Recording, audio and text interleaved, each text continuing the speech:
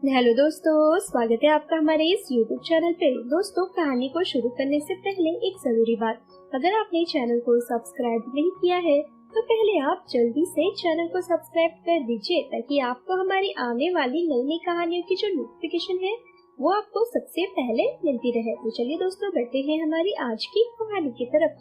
हमें उम्मीद है कि आपको हमारी ये कहानी जरूर पसंद आएगी। मेरा नाम नैना है। मैं मात्र अभी 17 साल की हूँ।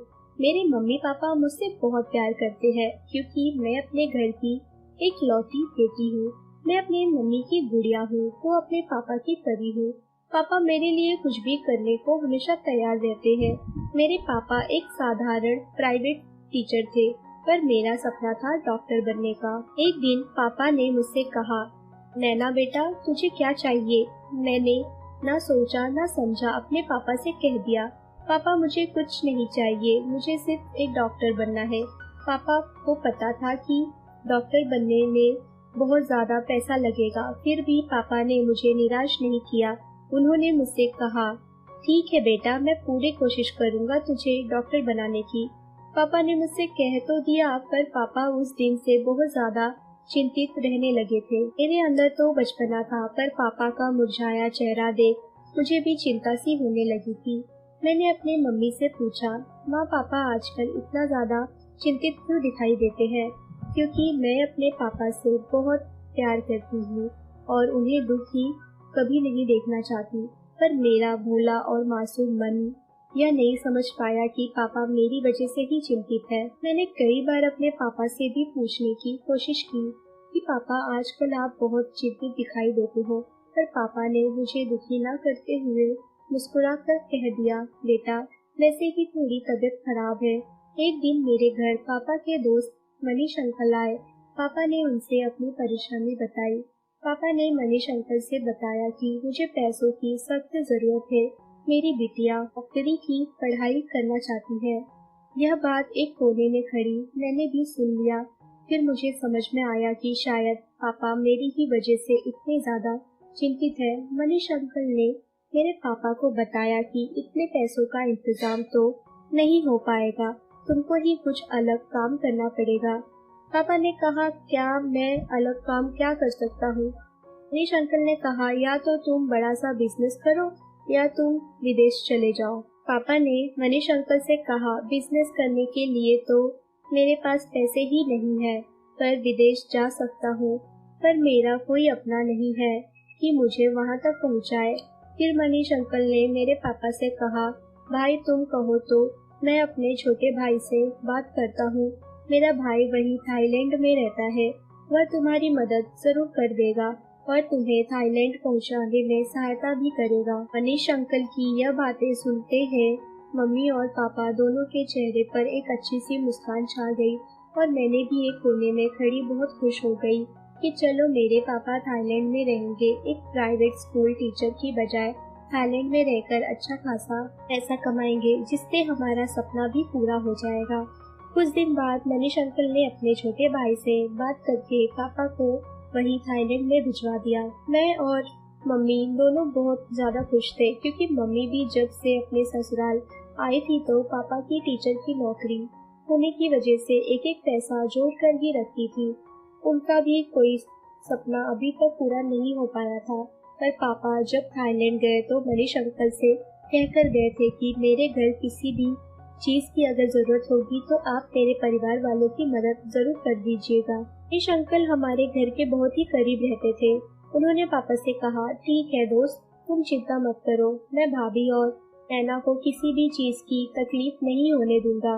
पापा जब थाईलैंड गए और फोन पर सबसे पहले उन्होंने परी से बात किया, यानी कि मुझसे। मैंने भी अपने पापा को आज तक इतना दूर कभी महसूस नहीं किया था। उस दिन मैं पहली बार पापा से बात करके बहुत रोई थी। पापा भी अपने दिल पर पत्थर रखते हुए मुझे समझाते हुए कहे, नैना तुम चिंता मत करो बेटी, मैं जल्दी आऊँगा और कुछ पाने के लिए कुछ खोना भी तो पड़ता है बेटा, तुम्हें तो डॉक्टर बनना है ना। मेरी डॉक्टर बेटी ऐसे कमजोर कैसे हो सकती है? फिर मैंने भी अपने पापा को संभालते हुए कहा, पापा से अच्छी तरीके से मैंने बात किया।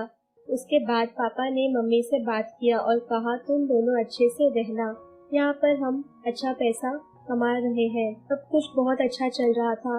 मैं भी अपनी पढ़ाई पूरी करने में कोई कसर नहीं छोड़ रही थी, क्योंकि मेरे पापा मेरे लिए इतनी मेहनत जो कर रहे थे, मैं उनकी मेहनत को जाया नहीं करने देना चाहती थी। इसी तरह कुछ दिन और बीत गए। एक दिन जब मैं शाम को स्कूल से अपने घर आई तो मनीष अंकल मेरे ही घर पर आए हुए थे, पर उनका आना मुझे कुछ ठीक नहीं लग रहा था, क्योंकि वह तो आज सुबह में ही आए थे और कोई बात होता तो फोन पर ही पूछ लेते। पर मनीष अंकल का उठना बैठना मेरे घर कुछ ज्यादा ही हो रहा था। मुझे कुछ समझ में नहीं आता कि आखिर मनीष अंकल इतना मेरे घर पर आखिर क्यों आ रहे थे। मम्मी को भी उनका आना पसंद नहीं था, पर आ जाते तो आखिर क्या करती। ऐसे ही कुछ दिन और बीत गए। एक दिन मैंने मम्मी को मनीष अंकल से बात करते हुए सुन लिया। वो मुझे सुनाई दिया। मैं अपने आप पर और अपनी किस्मत पर विश्वास ही नहीं कर पा रही थी, और मैं अपने गुस्से पर भी काबू नहीं कर पा रही थी। मैंने तुरंत मम्मी के हाथ से फोन को काट दिया और बोला, मम्मी आखिर आप क्यों ऐसा कर रही हो? आखिर क्यों मम्मी आप मेरे पापा को धोखा दे रही हो? आप बहुत गलत कर रही हो। मम्मी मेरा गुस्सा और मेरी बात सुनकर एकदम डर गई और उन्होंने मुझसे माफी मांगते हुए कहा, नैना मुझे माफ कर दो। हाँ, मेरा और मनीष का अफेयर चल रहा है, पर यह सब कैसे हो गया मुझे भी कुछ समझ में नहीं आया। पर बेटा, अब मुझसे बहुत बड़ी गलती हो गई है। मुझे अपनी गलती का भी एहसास हो गया है। प्लीज मुझे माफ कर दो। अपने पापा को ये सारी बातें मत बताना, नहीं तो हमारा घर बिखर जाएगा। बेटा, मैं तुमसे वादा करती हूँ, आज के बाद मैं ऐसी गलती कभी भी नहीं करूँगी। बेचारी मम्मी मुझसे माफी मांगती ही रह गई, पर मैं माफ करने को तैयार ही नहीं थी। आखिर गलती तो इंसान से ही होती है ना। मेरी मम्मी बहुत अच्छी थी। मैंने अपनी मम्मी को समझ नहीं पाई। मैं बहुत गुस्सा हो रही थी। मम्मी मेरे पैर भी गिर गई, पर मैंने उन्हें माफी ना देने की ठान ली। मेरी और मेरी मम्मी में इसी तरह बहस हो रही थी। तभी हमारे घर मनीष अंकल आ गए। शायद उन्हें पता चल गया था कि मुझे मम्मी और उनके बारे में सब कुछ पता चल गया है। उन्होंने आते ही मेरी मम्मी से पूछा, क्या हुआ नैना, इतनी गुस्सा क्यों हो रही है? मम्मी ने गुस्से में मनीष अंकल से कहा, आप यहाँ से चले जाइए, आपसे मुझे कोई बात नहीं करनी है। मनीष अंकल और मम्मी दोनों आपस में बात ही कर रहे थे। तभी मैं फोन उठाकर पापा को फोन लगाने लगी। मम्मी ने तुरंत फोन मेरे हाथ से छीन लिया।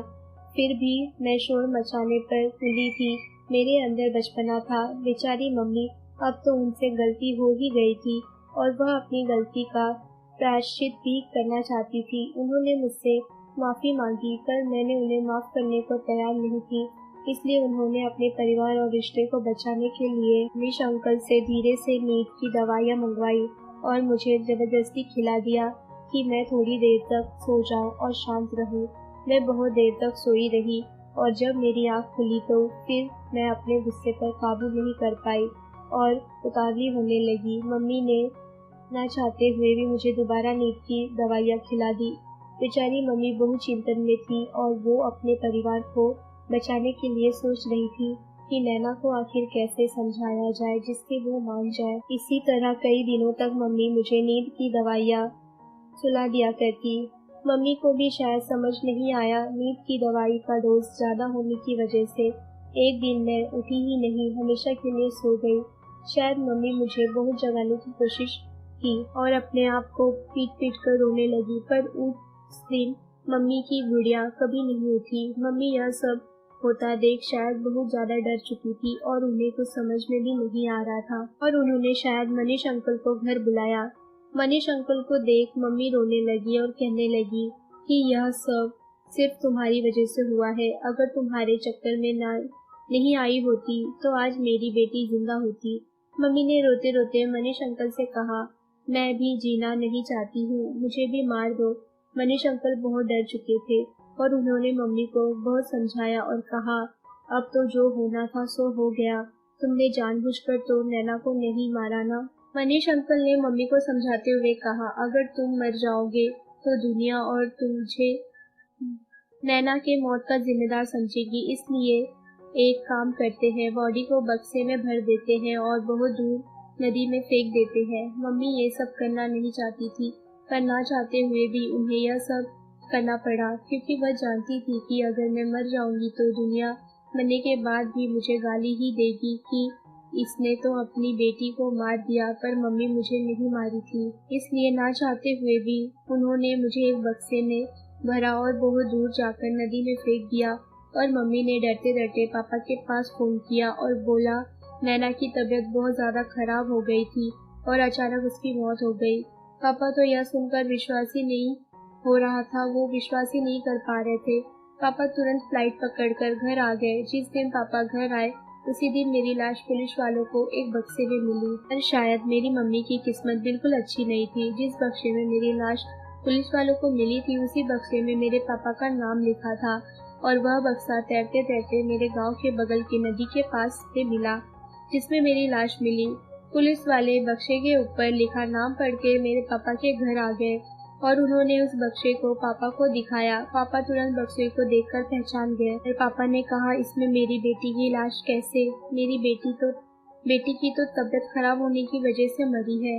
यह बात सुनते ही पुलिस अंकल को शायद मेरी मम्मी पर शक हुआ और वह मेरी मम्मी को पकड़कर पुलिस स्टेशन ले गए। मम्मी ने लोगों को सारी सच्चाई बताई और यह भी बताया कि मैंने नैना को जानबूझकर नहीं मारा, पर उसकी बातों पर विश्वास कौन करने वाला। जब उनकी खुद की बेटी ही उन्हें ना समझ पाए तो दूसरों से क्या उम्मीद थी। गलती तो किसी से भी हो सकती है। नैना की मम्मी ने अपनी गलती का प्रायश्चित करते हुए नैना से बहुत माफी मांगी, पर नैना बचपना में अपनी मम्मी को माफ करने को तैयार नहीं थी। पर नैना अगर मान गई होती तो उसका परिवार टूटने से बच जाता और नैना भी आज शायद जिंदा होती। तो दोस्तों ये थी हमारी आज की कहानी। अगर आपको हमारी ये कहानी पसंद आई हो तो कहानी को लाइक और शेयर करना ना भूलें दोस्तों अगर अभी भी आपने चैनल को सब्सक्राइब नहीं किया है तो पहले आप जल्दी से चैनल को सब्सक्राइब कर दीजिए, ताकि आपको हमारी आने वाली नई नई कहानियों की जो नोटिफिकेशन है वो आपको मिलती रहे। तो चलिए दोस्तों हम फिर मिलेंगे अपनी